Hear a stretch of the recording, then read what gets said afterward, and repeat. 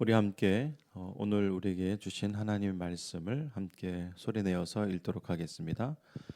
고린도전서 15장 35절에서 49절의 말씀입니다.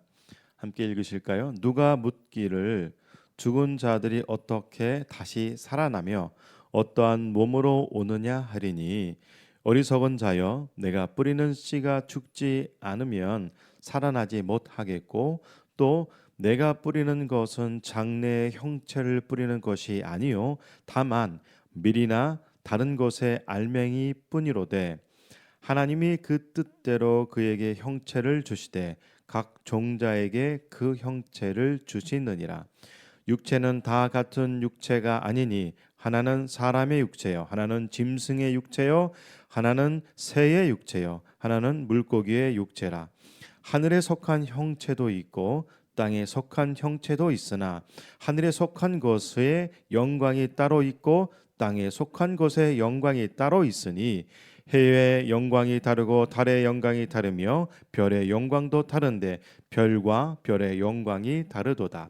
죽은 자의 부활도 그와 같으니, 썩을 것으로 심고 썩지 아니할 것으로 다시 살아나며, 욕된 것으로 심고 영광스러운 것으로 다시 살아나며, 약한 것으로 심고 강한 것으로 다시 살아나며, 육의 몸으로 심고 신령한 몸으로 다시 살아나니, 육의 몸이 있은즉 또 영의 몸도 있느니라. 그렇게 기록된 바, 첫사람 아담은 생명이 되었다 함과 같이 마지막 아담은 살려주는 영이 되었나니, 그러나 먼저는 신령한 사람이 아니요 육의 사람이요 그 다음에 신령한 사람이니라.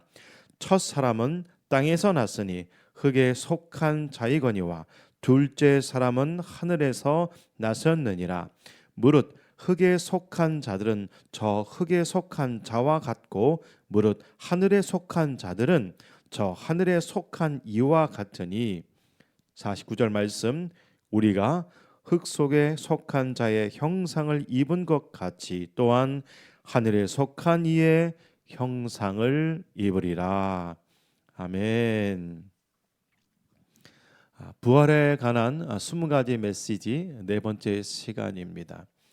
하늘에서 온 사람의 형상을 가질 날이라는 제목으로 여러분과 함께 오늘 말씀을 보길 원합니다. 지난 시간에도 말씀을 드렸습니다만, 우리가 부활 주일날 부활절의 말씀, 예수님께서 이 땅에 오시고 또 죽으시고 부활하신 2000년 전의 그 사건을 기리는 우리 기독교에서 절기로 지키고 있는 부활절날 이 말씀을 보기 시작했는데, 벌써 이번이 이제 네 번째 주로 이 말씀을 보고 있습니다. 사실 15장 전체의 말씀을 여러분께 한번 읽어보시라고 말씀을 드렸고, 지금쯤이라면 여러분이 이 말씀이 여러분 입 가운데 자연스럽게 이렇게 읽혀질 것이라고 생각이 되어집니다. 한 주간 평안하셨습니까? 부활의 소망을 갖고 사는 저와 여러분이 되길 간절히 소원합니다. 지난 시간에 말씀을 드렸습니다만, 이 고린도전서 15장은 특별히 전체가 부활에 관한 메시지로 가득 차 있다고 말씀을 드렸고, 그 다음에 신약 성경에서 또한 구약 성경에서 이 부활에 대해서 이렇게 긴 말씀을 통하여서 우리가 읽고 있는 성경 전체를 통하여서 15장 이 전체를 통하여서 부활에 관한 것만 이렇게 기록된 말씀이 사실은 이 부분입니다.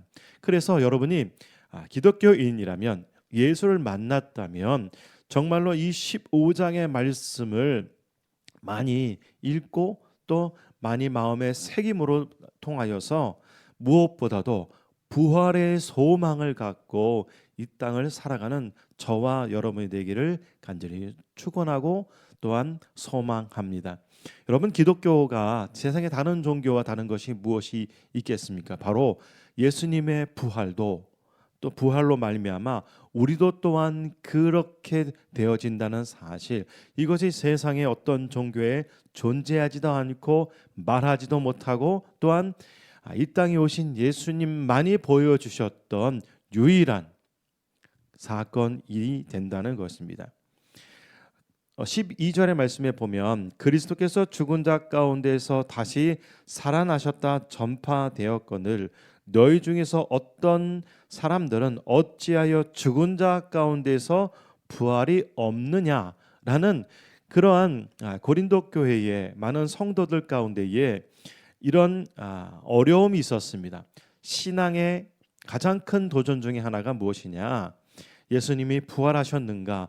이 문제를 짚고 넘어가지 않는다면 이 시대에도 이 고린도전서의 이 배경이 되었던 수신자가 되었던 고린도 사람뿐만 아니라 이 시대에 우리가 예수를 믿고 있지만 이 부분이 해결되지 않으면, 이 부분이 입술을 통해서 고백되어지지 않는다면 여러분 이 말씀을 계속해서 읽고 성령께서 내 마음 가운데에 정말로 심중에 새겨지도록 내 입술 가운데 고백되어질 수 있는 만큼 계속해서 기도하면서 여러분 이 말씀에 집중하셨으면 좋겠습니다. 오늘 이 말씀은 여러분과 함께 35절에서 49절의 말씀을 보게 될 텐데요. 이 말씀을 함께 보기 전에 이 말씀이 어떻게 구성되어져 있는지 그것을 먼저 여러분께 소개하고 말씀을 보는 것이 훨씬 더 여러분께 큰 도움이 될 것이라 생각이 되어집니다. 이 말씀은 사실 35절에서 보면 질문을 던집니다. 13번째 메시지가 되는 거고요. 질문을 던지고 이에 대해서 이제 두 가지 예를 듭니다. 그 두 가지 예가 무엇이냐면 14번째 메시지, 그러니까 36절에서 38절까지가 첫 번째 예를 들게 됩니다. 씨앗 속에 담고 있는 형체를 통하여서 이제 부활을 증거하게 되는데요. 그다음 두 번째 예는 무엇이냐?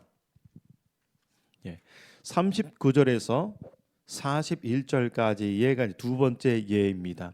이 두 번째 예는 무엇이냐? 대자연 속에서 하나님께서 심겨놓으신 창조의 역사를 통하여서 보여주셨던 그 영광을 통하여서 이제 부활, 특별히 사람이 죽고 어떻게 부활할 거냐, 언제 부활할 거냐, 또 어떠한 몸으로 부활할 것인가에 대해서 이렇게 두 번째 예로 기록된 말씀이 39절에서 41절까지의 말씀이고요. 이제 본론으로 들어가게 되는데 이 본론의 말씀은 42절에서 44절까지의 말씀이 이제 본론의 말씀으로 들어갑니다. 그래서 이 16번째 메시지가 되겠는데요. 16번째 메시지에서는 이제 신령한 몸, 영의 몸에 대해서 성령이 충만한 바울이 하나님께 말씀을 받아서 이렇게 편지글로 남겨놓은 글을 우리도 보게 될 것입니다. 그리고 17번째 메시지는 무엇이냐? 결론적으로 무엇이냐? 어떻게 되는 것이냐? 이제 45절에서 49절의 말씀, 하늘에 속한 이의 형상을 입으라. 우리 말씀에는 49절에서는 하늘에 속한 이의 형상을 입으리라 라고 이렇게 미래형으로 되어 있는데, 저는 여러분과 함께 이 소제목의 17번째 메시지를 하늘에 속한 이의 형상을 입으라, 입으라는 것은 우리 스스로 입는 것이 아니라 입혀지는 것을 믿음으로 입으라, 그런 의미로 이렇게 제목의 17번째 제목을 정해 놓았습니다. 여러분 이 말씀을 통하여서 이렇게 어떻게 말씀이 진행되어지는지 이제 보셨으니까 이제 본문으로 다시 한번 돌아가서 하늘에서 온 사람의 형상을 가질 날이라는 제목으로 여러분과 말씀 함께 보길 원합니다. 하늘에서 온 사람은 누구이고 또 하늘에서 온 사람의 그 형상은 어떠한 형상인지 오늘 말씀을 보게 될 텐데, 그 말씀에 대한 그 질문은 무엇이냐? 그때 당시에 아마 고린도에 있는 부활을 부인하는 자뿐만 아니라 부활을 어느 정도 긍정적으로 생각할지라도 그들 가운데는 아마 인간적인 궁금증, 인간적인 호기심, 어떻게 보면 인간적인 신앙인의 어떤 갈급함이 있었던 것 같습니다. 그래서 바울은 명확하게 이 두 가지에 대한 질문을 이제 말씀하고 있는데요. 35절에 이렇게 그들이 질문하였죠. 죽은 자들이 죽은 자들이 어떻게 다시 살아나냐. 첫 번째 질문이고요. 클릭하시면 돼요. 그다음에 두 번째 질문은 뭐냐면 어떠한 몸으로 오느냐. 이 두 가지의 답을 오늘 36절과 49절을 통하여서 이제 성령이 충만한 바울이 고린도에 있는 사람들에게 쓴 편지 가운데 이 말씀을 정확하게 이렇게 증거하게 되어집니다. 여러분, 사람은 궁금하면 못 참죠. 그래서 요즘 뉴스나 아니면 유튜브나 신문 기사글들은 사람의 호기심을 자극하는 글들을 너무도 많이 이렇게 제목으로 선정합니다. 사람이라면 호기심이 있을 수밖에 없습니다만 이 호기심이 너무 많다는 것도 사실은 때로는 긍정적인 삶의 태도를 보여줄 수도 있고 때로는 그렇지 않은 삶의 태도도 보여줄 수 있다는 것을 잠깐 말씀을 드립니다. 지난번에는 말씀드렸습니다만 왜 사람들이 우리 인간이 대기권 밖으로 우주선을 쏘아대려고 하는지 달을 정복하려고 그러는지 화성에 왜 정착지를 만들려고 하는지 사실은 그것은 과학자들이 말하고 있습니다만 그것은 인간의 단순한 그 호기심, 정복하려고 하는 그런 어떤 그 마음이 있기 때문에 그 발현되는 사건이기도 합니다. 그런 거와 마찬가지로 아마도 저와 여러분에게도 그런 똑같은 질문을 던질 수밖에 없고 그런 의구심을 가질 수밖에 없습니다. 여러분, 우리가 부활합니까? 그럼 부활한다면 어떤 모습으로 내 형체를 그대로 갖게 될지, 내 키는 어떻게 될지, 내 나이는 몇 살이 될지, 또 내가 부활할 때 신발은 무엇을 신을지, 내 헤어스타일은 어떻게 될지 이렇게 생각하고 유추하는 것이 대부분 많은 사람들이 갖고 있는 일반적인 궁금증이라는 것입니다. 그러나 오늘 말씀에 이제 이 두 가지 질문에 대하여서 이제 하나님께서 바울을 통하여서 말씀하신다는 것입니다. 여러분, 부활이 정말 가능한 것입니까? 이 말씀에 더 들어가기 전에 다시 한번 여러분께 질문을 던질 수밖에 없다는 것입니다. 여러분, 부활이 가능합니까? 세상의 이치로는, 세상의 학문으로는 불가능한 현상입니다. 이는 우리가 이렇게 부활의 소망을 갖고 우리가 왜 성경의 말씀을 믿음으로 받아야 하는지를 분명하게 다시 한번 깨닫고 자기 스스로를 돌아보아야 한다는 것입니다. 여러분, 우리가 갖고 있는 어떤 논리적인 영역도 아니고 또 어떻게 보면 어떤 말장난도 아니고 우리 어떤 미신적 바램이 아닌 부활은 성경에서 계속 말씀하고 있는 일관된 말씀이고 이 일관된 말씀은 그대로 이루어진다는 사실을 여러분 믿음으로 받기를 바랍니다. 자, 14번째 이제 메시지를 볼까요? 씨앗 속에 담고 있는 형체에 대해서 이제 예를 들어서 이제 말합니다. 36절에 보니까 어리석은 자여 내가 뿌리는 씨가 죽지 않으면 살아나지 못하겠고 37절 또 내가 뿌리는 것은 장래 형체를 뿌리는 것이 아니요 다만 밀이나 다른 것에 알맹이 뿐이로되라고 이렇게 말하고 있습니다.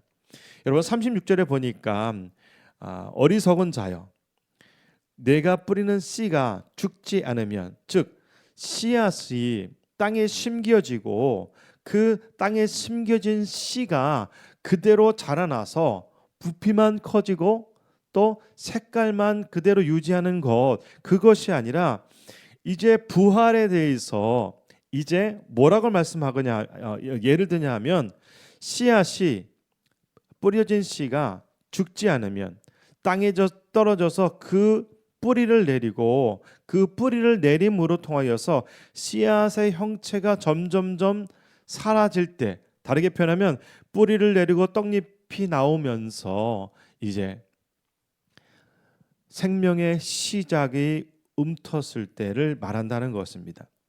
여러분, 그래서 씨가 죽는다는 것은 그 씨의 죽음이 있었기에 그 죽음을 넘어서는 진정한 성장의 조건, 그것이 이 36절을 통하여서 증거하고 있는 한 가지 예라는 것입니다. 그래서 37절에 보면 이렇게 표현했죠. 알맹이뿐이다 라고 말하고 있습니다. 여러분도 잘 아시겠습니다만 세상의 그 어떤 씨앗의 종류가 뿌린 그대로 모습이 성장하는 것은 단 하나도 존재하지 않습니다.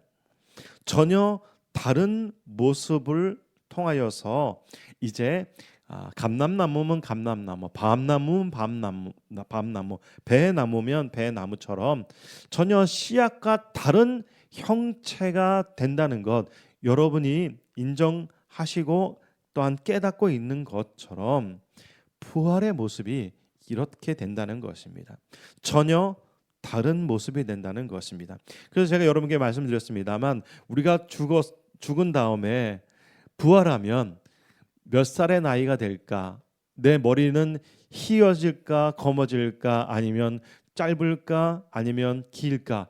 이런 의심과 이런 궁금증이 있을 텐데 성경에서는 무엇으로 이렇게 비유를 들어서 말씀을 드리냐면 뿌려졌지만 그 씨가 이제 자라나면 전혀 다른 모습을 갖고 있는 것처럼 우리 그리스도인들도 그때가 되면 전혀 다른 모습이 될 것이다 라고 말하고 있습니다.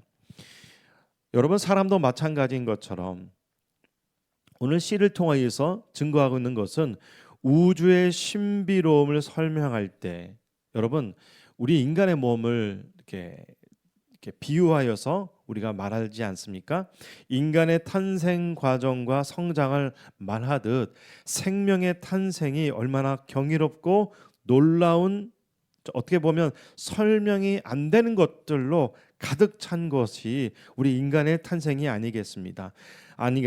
이런 경이로운 것을 통하여서 이런 경이로운 것들이 1년에 연속적으로 계속해서 일어남으로 통하여서 한 생명이 태어나고 자라나서 한 인간, 한 사람이 되는 것처럼 씨는 장래의 형체를 뿌리는 것이 아니라 성장 후 이렇게 뒤돌아보면 씨앗과는 전혀 다른 모습이 되어진다라고 지금 말씀하고 있습니다. 그래서 38절에 보니까 이제 하나님께서 그 뜻대로 하나님의 창조 섭리대로 그 형체를 주셨다. 그 종자에게 그 다른 씨앗의 형체를 심겨 놓으셨다라고 지금 말씀하고 있습니다.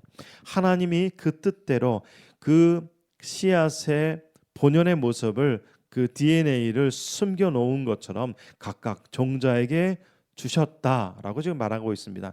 사람이 씨를 뿌리지만 그 씨앗에 그 종자에 맞는 형체를 넣으신 분은 하나님이라는 것입니다. 왜 이 씨앗의 이야기를 하고 있습니까? 하나님은 그만큼 창조의 능력을 갖고 계시다.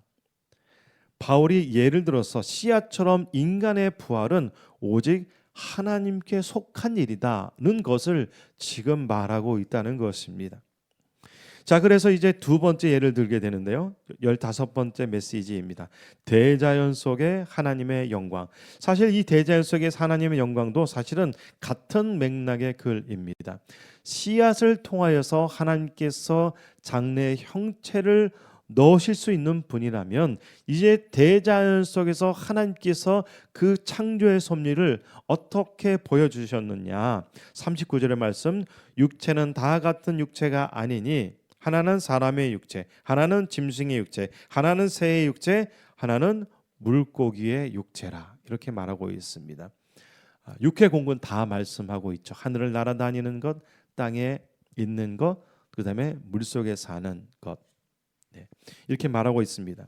그리고 40절에 보면 또 이렇게 말씀합니다. 하늘에 속한 형체도 있고 땅에 속한 형체도 있으나 하늘에 속한 것의 영광이 따로 있고 땅에 속한 것의 영광이 따로 있다고 말합니다.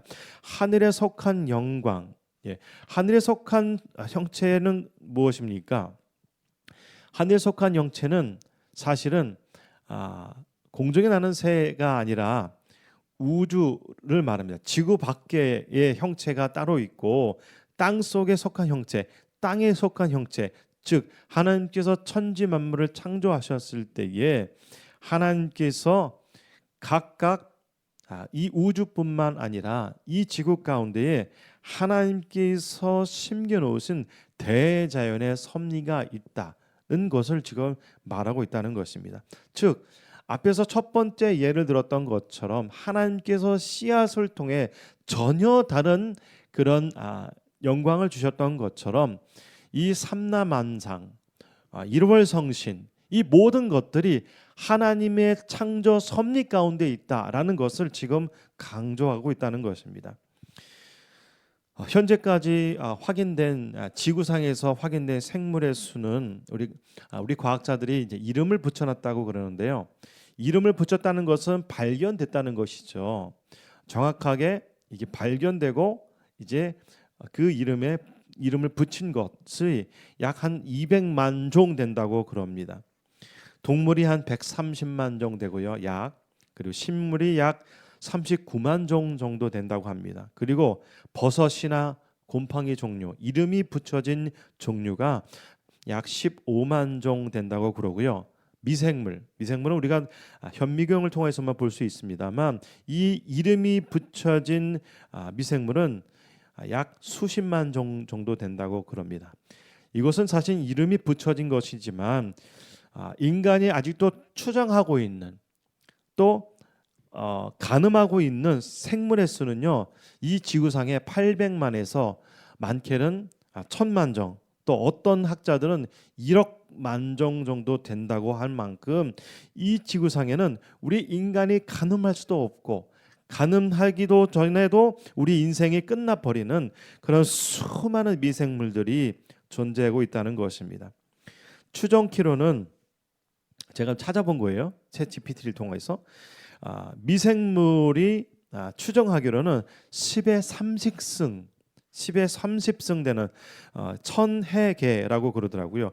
이 미생물이 추정되기로는 10의 30승이 될 만큼 수많은 미생물이 존재하고 곤충도 10의 19승 될 만큼 100경 마리 정도 되는 추정되는 곤충이 있다고 그럽니다.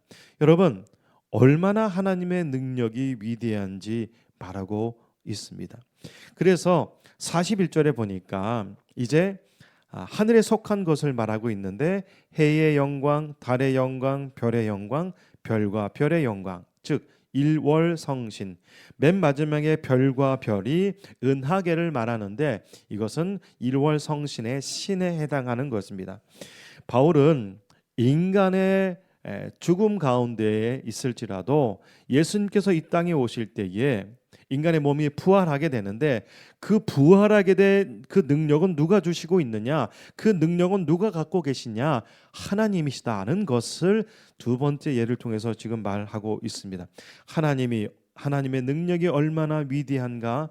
하나님의 창조의 질서가 있고 그 다양성은 인간이 아직도 가늠하지 못하는 상태까지 있지만 이것을 존재케 하신 하나님, 이것도 저것도 존재케 하실 수 있는 분, 그것을 만드신 분, 그분이 누구시냐? 하나님이라는 것입니다. 부활을 말하기 위해 하나님의 창조 세계를 이제 말씀함으로 천지를 창조하신 하나님은 썩은 인간의 몸 또한 충분히 새롭고 부활의 몸으로 새롭게 창조하실 수 있다는 것을 이제 두 가지 예를 통하여서 증명하였습니다. 이제 본격적으로 본론으로 들어갑니다. 16번째 메시지입니다. 신령한 몸, 영의 몸은 어떻게 되는 것인가에 대해서 이제 말씀이 기록되어져 있는데 42절에 이렇게 시작됩니다. 죽은 자의 부활도 그와 같으니. 여기서 말하는 죽은 자의 부활도 그와 같으니, 이 그와 같다는 것은 무엇이냐? 씨앗뿐만이 아니라 1월 성신뿐만 아니라 우주 밖의 창조물뿐만 아니라 지구상에 존재하는 모든 창조물의 모든 영광이 하나님께 있는 것처럼, 그래서 썩을 것으로 심고 썩지 아니할 것으로 다시 살아나며, 썩을 것으로 심고 완전히 심겨져서 없어질지라도 다시 소생케 된다. 그리고 43절에 욕된 것으로 심고 어떻게 되느냐? 영광스러운 것으로 또 다시 살아나며, 약한 것으로 심고 강한 것으로 다시 살아나며, 이렇게 부활된다는 것입니다. 여러분, 제가 말씀을 준비하면서 저는 그렇게 생각을 했습니다. 앞으로 혹시나 장례 사역이 있고 장례에 이렇게 메시지를 전하는 일이 있다면 아마 이 부분을 강조해서 유가족과 함께 고인 되신 분을 위해서 말씀을 증거하면 어떨까 하는 생각이 해보았습니다. 여러분, 이 세상은요, 여기서 성경의 43절에 욕된 것으로 표현되고 있습니다. 어떻게 보면 속된 것으로 표현되어 있습니다. 무한하지 않은 유한한 것으로 살아가지만 결국 우리가 부활함으로 인하여서 영광스러운 몸으로 우리는 부활하게 될 것이고, 또 우리가 이 땅에 살면서 얼마나 약한 가운데 살고 있습니까? 우리의 신체도, 우리의 정신도, 우리의 환경도, 이 세상의 그 어떤 것도 강함을 유지하지 못합니다. 우리의 연수도, 우리의 생명도 언제는 힘이 빠지고 언젠가 우리도 땅속의 흙으로 돌아갈 때가 되어지지만 어떻게 되느냐? 강한 것으로, 하나님께 주신 그 강함으로 다시 살아난다, 다시 부활한다 라고 지금 말씀하고 있다는 것입니다. 44절입니다. 육의 몸으로 심고 신령한 몸으로 다시 살아나나니. 아멘입니다. 여러분, 아까 씨앗이 어떻게 심겨졌습니까? 그 씨가 심겨져서 완전히 그 모습이 썩어지는 것처럼, 그 모습이 완전히 변해질 때에 생명이 솟아나는 것처럼 우리의 육신의 몸이 심겨질지라도 썩어질지라도 어떻게 되느냐? 이제 신령한 몸, 하나님께서 주시는 몸, 영의 몸으로 이제 살아난다, 부활한다는 것이 성경의 약속이라는 것입니다. 여러분, 그래서 육신의 몸에 있듯이 또 영의 몸도 있다 라고 지금 이렇게 말씀을 통하여서 가르쳐 주고 있습니다. 여러분, 우리 육신의 몸은 우리가 생각할 수 있고 만질 수도 있고 우리가 지금 경험하고 있는 세계 아니겠습니까?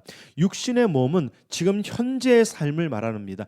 육신의 몸은 우리가 생각할 수밖에 없는 세상이지만 영의 몸도 있다. 이 영의 몸은 우리가 앞으로 경험해야 될, 우리가 아직 맛보지 않은, 우리가 생각할 수 없는, 가늠할 수 없는 그 몸이 있다 없다? 있다. 이 사실을 지금 말씀을 통하여서 지금 증거하고 있습니다. 여러분, 이 말씀을 사모하시고 믿음으로 받아들이시기 바랍니다. 유대인의 신약 성경에서는 이 부분을 이렇게 번역하였습니다. 비천하게 심어졌지만 아름답게 살아날 것입니다. 약한 것으로 심어져서 강한 것으로 살아날 것입니다. 평범한 인간의 몸으로 심어져서 성령이 다스리는 몸으로 살아날 것입니다. 평범한 인간의 몸이 있다면 성령의 지배하는 몸도 있습니다. 아멘입니다.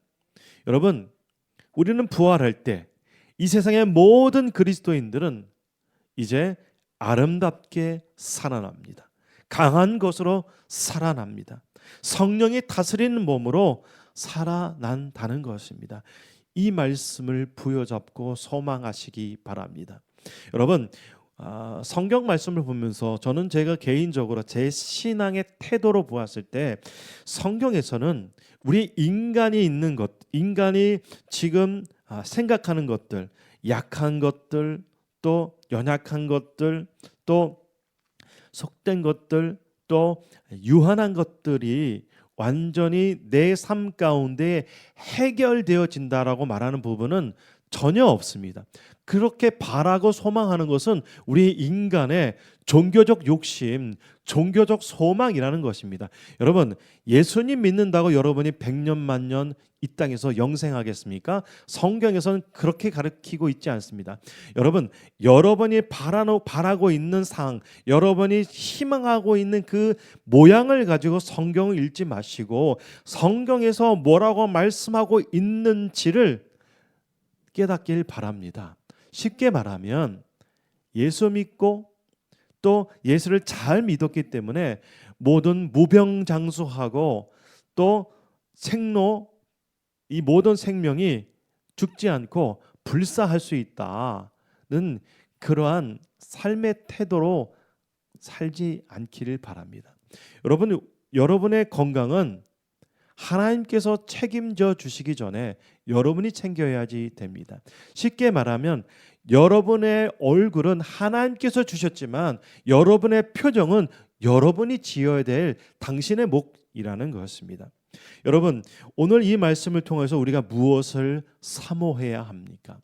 43절 말씀, 비천한 삶 가운데에 우리는 살고 있지만, 약한 가운데 우리는 살고 있지만, 우리는 평범한 유한한 인간으로 이 땅에 살고 있지만 결국 어떻게 되느냐? 성령께서 다스리는 몸으로 부활한다. 성령의 온전한 지배를 받는 그런 부활을 경험하게 된다라고 지금 말씀하고 있습니다. 내가 주장하는 몸이 아닌 성령이 다시 사는 몸으로 살아날 것입니다. 성령의 지배를 받는 몸, 성령은 하나님이십니다. 여러분, 이보다 더 큰 기쁨이 어디 있겠습니까?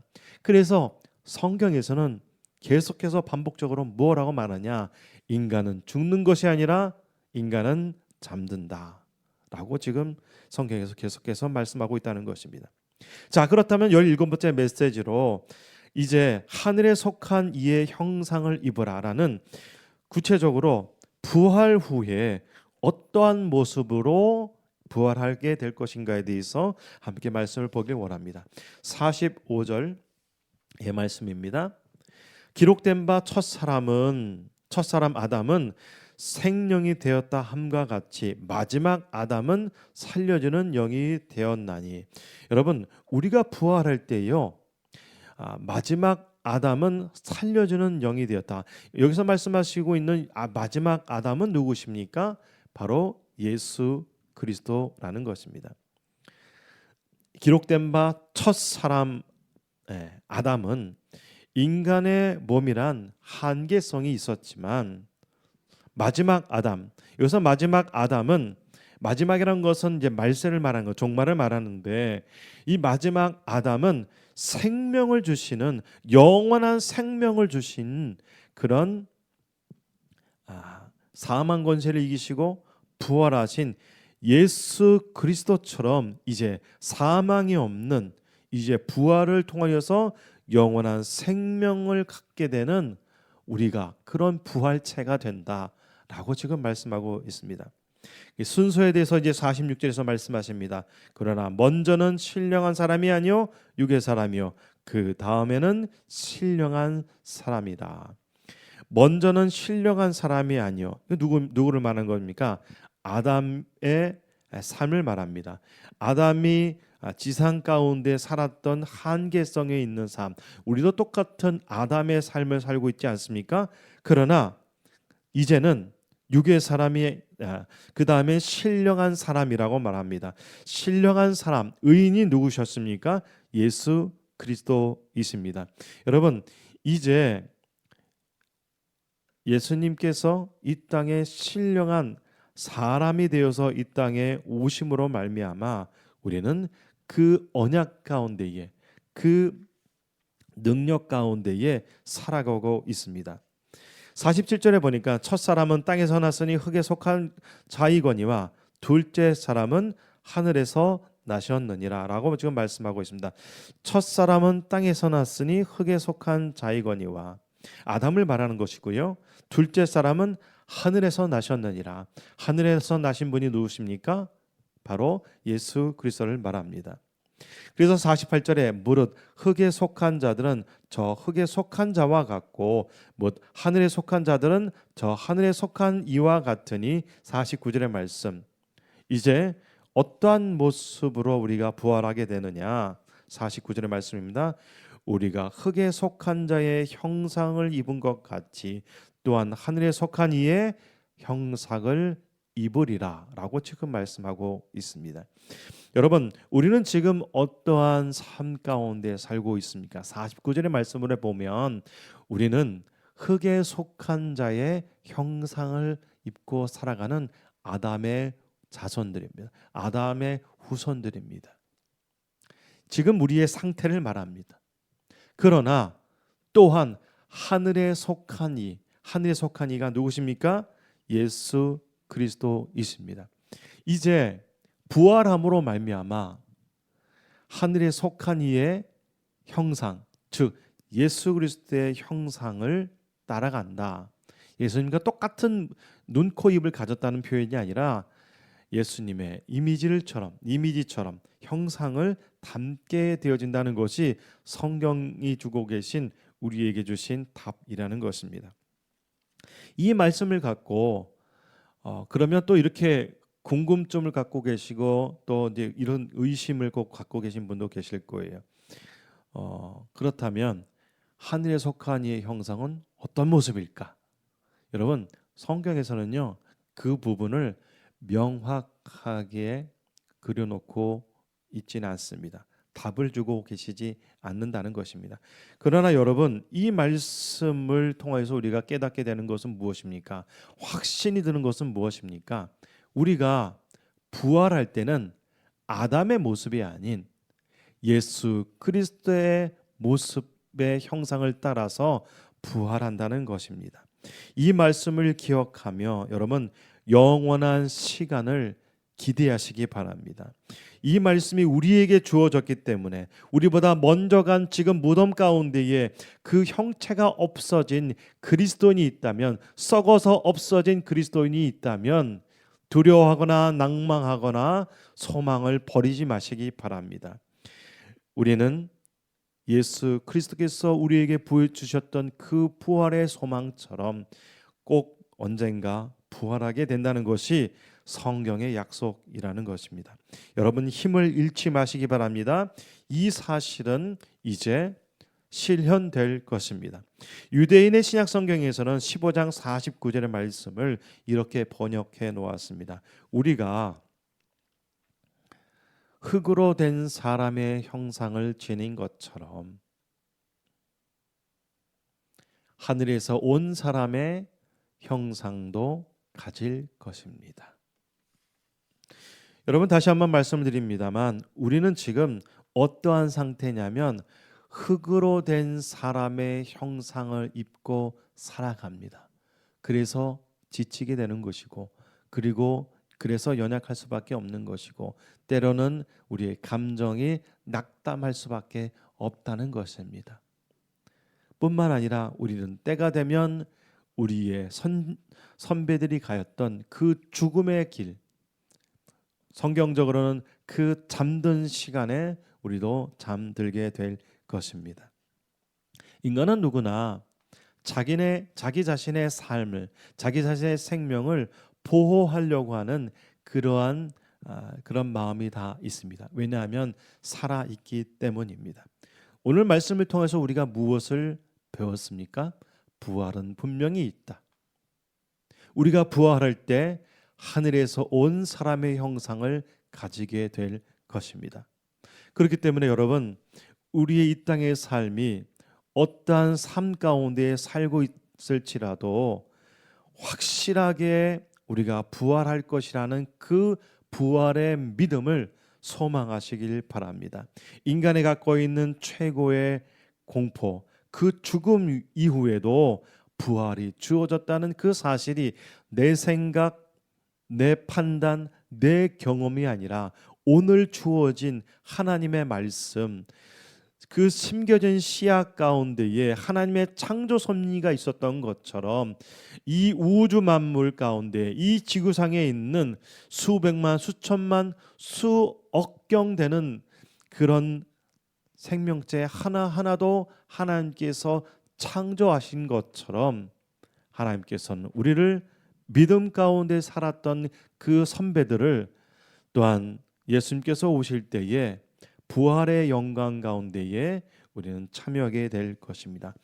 이것을 사모하는 저와 여러분이 되길 원합니다. 그렇기 때문에 오늘도 힘차게 살아가고 내일도 힘껏 승리하며 믿음으로 살아가는 저와 여러분이 되길 소망합니다. 마지막으로 여러분께 다시 한번 질문합니다. 예수 그리스도의 부활을 믿습니까? 그렇다면 여러분의 부활도 실현될 것입니다. 그날을 소망합시다. 그날을 믿음으로 기다립시다.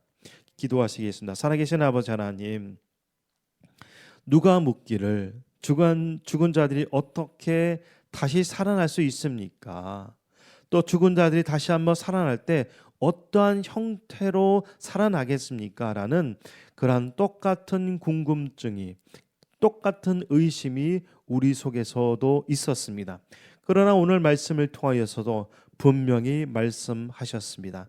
모든 것이 하나님의 창조 섭리처럼 우리도 부활의 영광에 참여될 수 있다는 그러한 능력을 하나님께서 주실 것이라는 것이고, 또한 우리가 갖고 있는 우리의 형상을 입고 우리의 모습 그대로 부활하는 것이 아닌 성령이 다스리는, 성령이 지배하는 하늘에 속한 이의 예수 그리스도의 그 형상을 입게 된다는 것을 깨달았습니다. 우리가 믿음으로 확신하오니 이 믿음 변치 않게 도와주시고 이 말씀을 가지고 오늘도 내일도 우리의 전체의 삶을 통하여서 아버지 하나님 사모하게 도와주시옵소서. 우리의 구원자가 되신 부활하신 이 땅에 다시 오실 우리의 생명의 근원 되신 우리 주 예수 그리스도의 이름으로 감사하며 기도드립니다. 아멘.